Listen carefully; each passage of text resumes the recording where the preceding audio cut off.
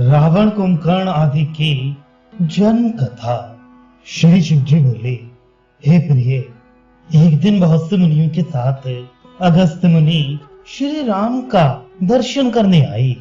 राम से सम्मानित होकर वे सब बैठे।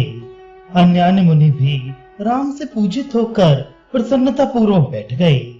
राम के पूछने पर सबने अपना कुशल क्षेम सुनाया और कहा, हे रघुनंदन, बड़े हर्ष की बात है कि शत्रु को मारकर सकुशल आपको हम लोग राज सिंहासन पर विराजमान देख रहे हैं। हे हरिनंदन, आपने बड़े भाग्य से मेघनाद आदि सब असुरों को मार गिराया है। उन्हें मार तथा कृतकार्य होकर आप विराजमान हैं। उनका ऐसा वचन सुनकर राम कुछ मुस्कुराते हुए बोले, आप लोगों ने सब राक्षसों में से मेघनाद का नाम पहले क्यों लिया? राम का प्रश्न सुनकर वे सब मुनि अगस्त्य मुनि का मुंह देखने लगे। ये देखकर अगस्त्य बहुत प्रेम पूर्वक राम से बोले, हे राम, मैं आपसे मेघनाद का चरित्र, जन्म, कर्म तथा वर प्राप्ति का वृतांत संक्षेप में कहता हूँ, आप सुनिए। हे राम, सतयुग में पुलस्त नाम के ब्रह्मा पुत्र ने तृणबुंदी की पुत्री से तीनों लोकों में प्रसिद्ध वेदवेत्ता विश्रवा नाम का पुत्र उत्पन्न किया। विश्रवा ने भरद्वाज की पुत्री से वैष्णव नामक श्रेष्ठ पुत्र उत्पन्न किया।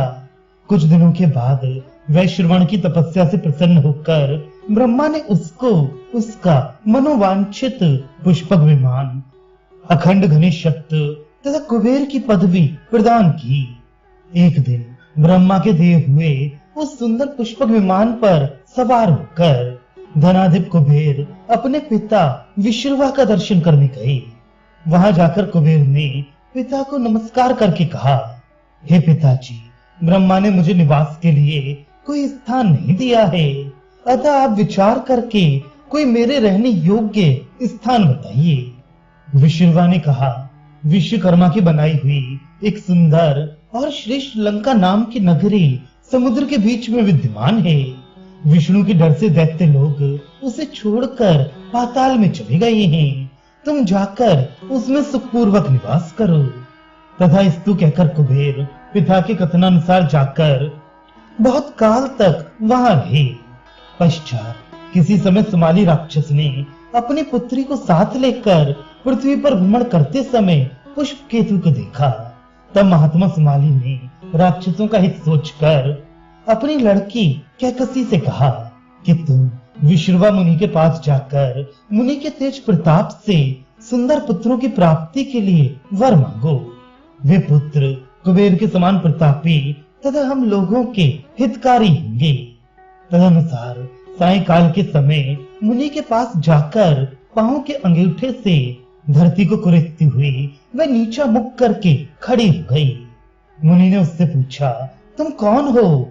उसने कहा कि आप स्वयं इस बात को समझ सकते हैं। तब मुनि ने ध्यान करके सब कुछ जान लिया और उससे बोले, मुझे मालूम हो गया कि तू मुझसे पुत्र पाना चाहती है, परंतु हे सुमध्य में तू इस भयानक समय में यहाँ ही है, इसलिए तुझसे दो भयानक राक्षस पुत्र उत्पन्न होंगे। तब मुनि शार्दुल से बोली, हे महाराज, क्या आपसे भी मुझे ऐसे ही पुत्र प्राप्त होंगे? तब मुनि बोले, अच्छा जा, तेरा आखिरी पुत्र बड़ा बुद्धिमान होगा। पश्चात उस सुंदर कमर वाली कैकसी ने यथा समय 3 पुत्र उत्पन्न किए। रावण, कुंभकर्ण, शूर्पणखा, कुंभीनसी और सबसे छोटा तीसरा पुत्र विभीषण उससे उत्पन्न हुआ। उनमें से रावण, कुंभकर्ण और 3 लड़कियां बड़ी दुराचारिणी, जीव भक्षणी तथा मुनि हिंसक हुई।